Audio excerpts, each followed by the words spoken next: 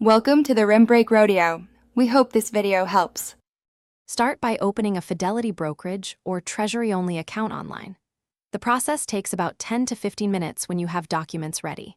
Prepare your social security number, a government ID, and your bank routing and account numbers. Verify your identity by following Fidelity's prompts and uploading any required files.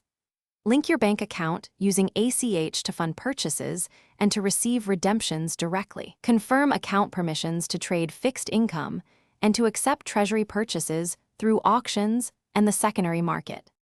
Decide whether to buy Treasuries in a Treasury auction or on the secondary market. For auctions, select the issue, specify a non-competitive bid, and enter the purchase amount.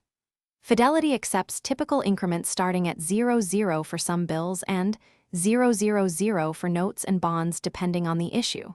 For secondary purchases, search the Fidelity Fixed Income Marketplace and set order price or choose market execution. You can use competitive bidding if experienced, but most retail investors use non-competitive bids or market orders. Understand how Treasuries are taxed and managed in your Fidelity account.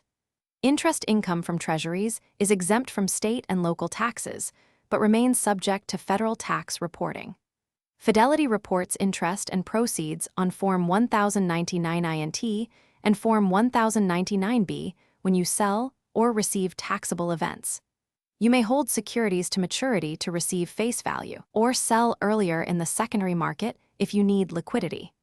Monitor interest rate changes and price risk, and review Fidelity's fee disclosures and settlement timelines before trading. Thanks for watching. Consider subscribing if we helped you.